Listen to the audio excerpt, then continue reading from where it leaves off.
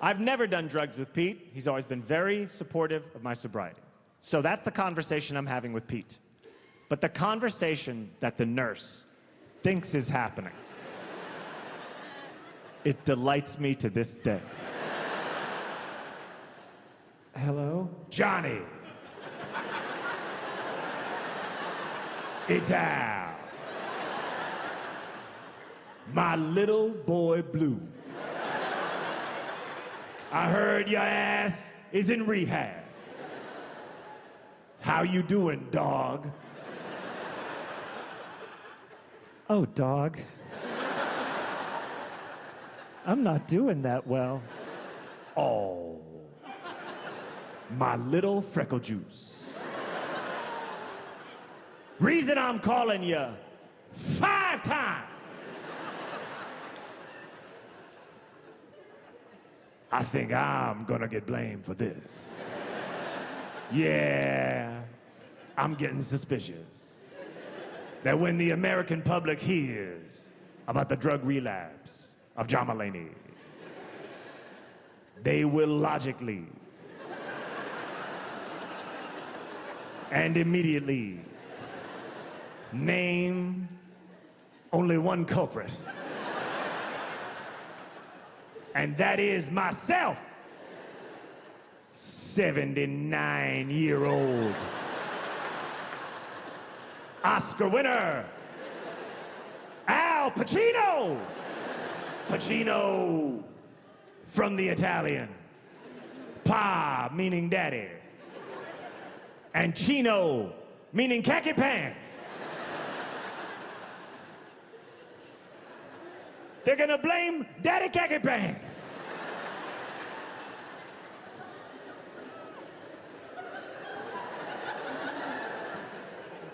This line has been compromised. I was in rehab for 2 months, from December 18th to February 20th. I was there January 6th during the insurrection. Wouldn't have happened on my watch. Because I would have made sure. I would have made sure it didn't. Was there ever an insurrection before I went to rehab? No. Has there been one since I got out? Absolutely not. They wouldn't dare. They know Baby J is back on the streets.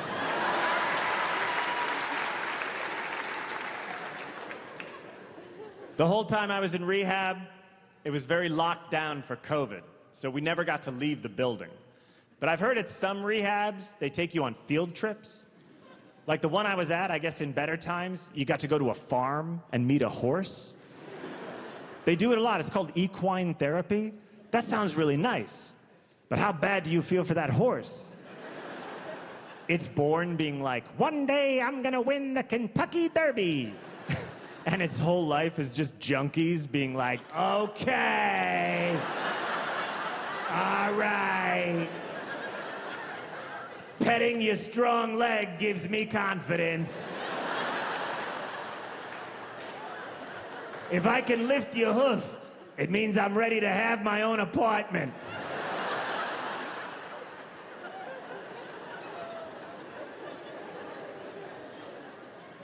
When I first got to rehab, one of my biggest fears was that everyone was going to recognize me.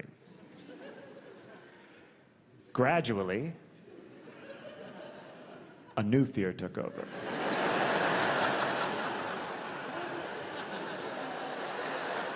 I'm not like exaggerating to be funny. Fucking no one.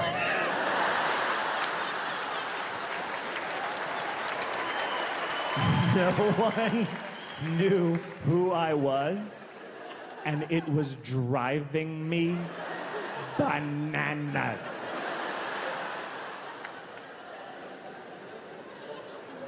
Please don't repeat this. It was in the newspaper that I was in rehab, and I left it out. I was like, hey, oh my God, the paper's here. Get in here, you addicts. Oh my God. I wonder what's inside.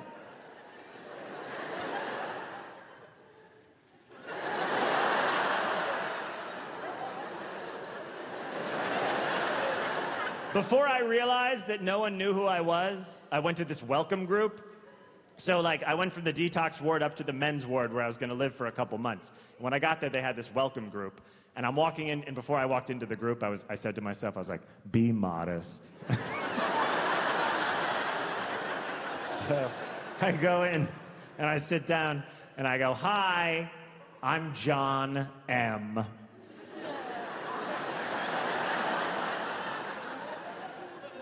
And they're all staring at me like, why are you holding for applause? And this one guy, Lenny, who I later became really good friends with, he looks at me and he goes, what do you do for a living? And all the other guys go, yeah, what do you do for a living? And I was like, ah.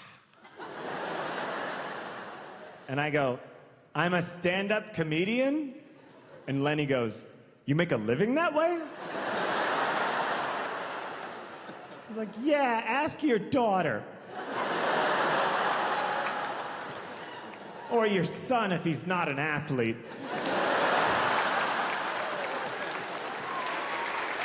Ask only certain sons. I got in trouble my second week in rehab because I ordered Outback Steakhouse using Postmates. There were two things in this Pennsylvania town where I went to rehab. There was an Outback and there was a Rehab. But when I ordered the Outback, I somehow thought the delivery guy wouldn't know what the Rehab was. So I gave him the street address of the Rehab as if it was my home.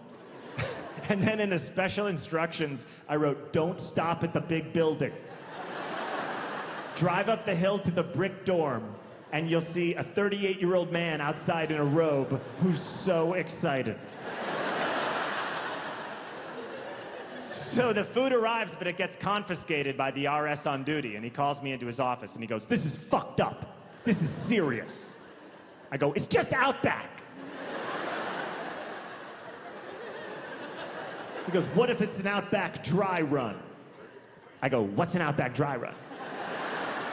He goes, well, this time you order Outback, and it's just food, and we laugh it off, and we let it through.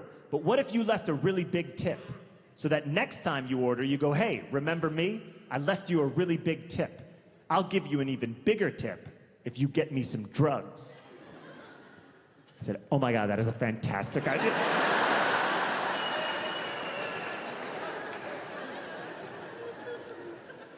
I worked hard in rehab. I did what my counselors told me. When I first got there, my counselor asked me to write an autobiography of my substance use and abuse. I said, what do you mean? He goes, write all the big life points where you use drugs and alcohol. I said, you mean recently or starting at age 6? He said, did you start drinking when you were 6? I said, yes. And then he gave me more paper. I tried alcohol when I was 6. I don't mean I was at a bar having a Manhattan or something. We were allowed to try beer and wine. My dad told us when we were kids, he said, we have a European approach towards alcohol in this house.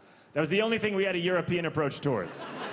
Everything else, we had a very Midwestern approach, including Europe. We're like, we're not going to that place.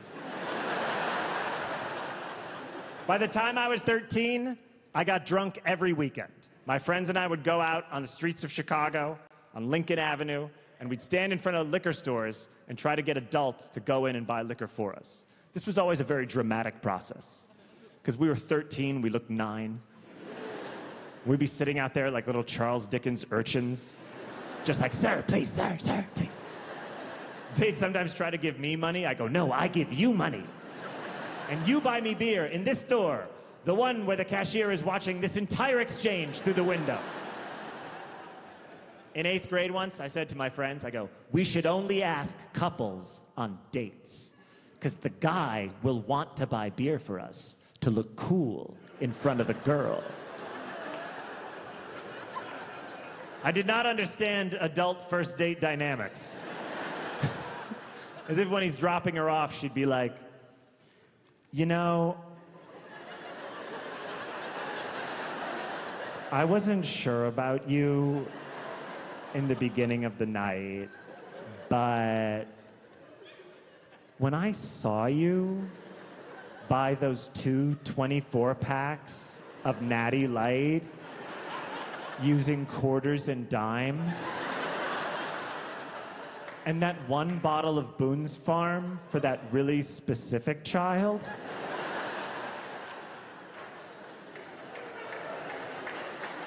I was like, this guy might be a keeper.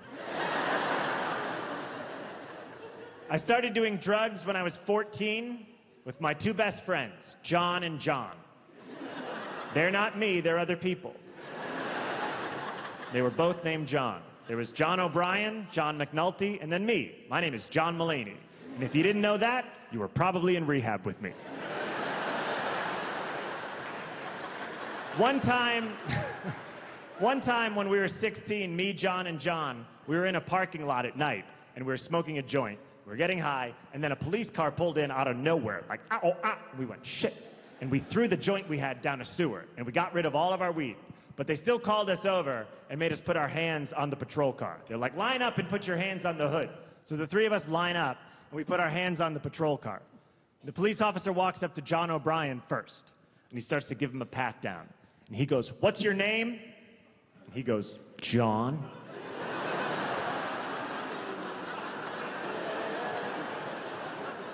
Then he goes to John McNulty.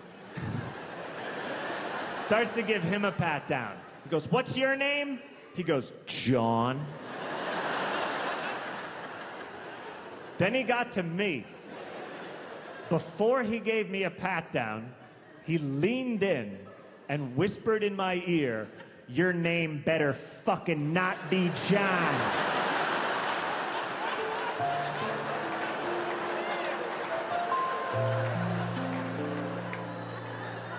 They call me Baby J out on these streets.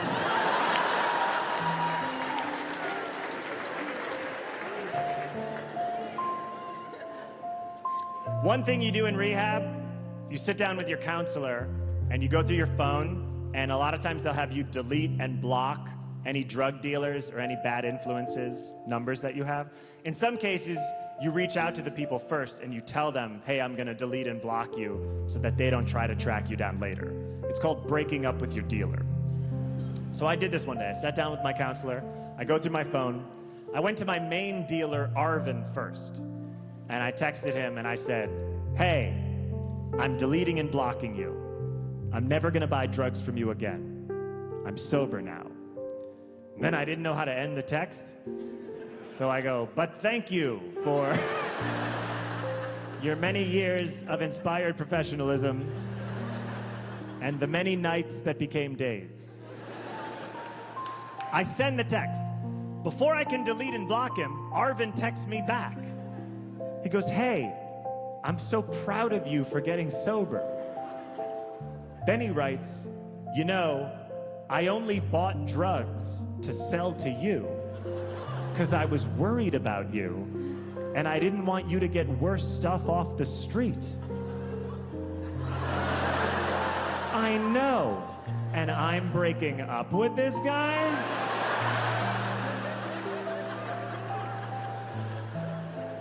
So I can't delete him now. I text him back.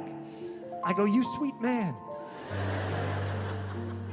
I say, you only bought drugs to sell to me? He says, yeah. I say, did you sell drugs to other people? He says, no. Then I say, hey, this is a weird time to ask, but are you a drug dealer? He goes, no, I'm a painter. We talked about this.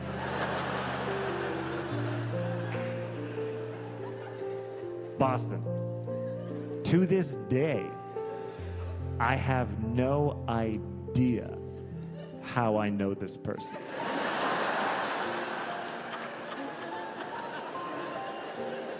So I text him back and I say, how did it come to be that you sell me drugs? And he wrote back, I don't know. You just kept asking. I like that story because there are many tales of drug dealers who have turned innocent people into drug addicts.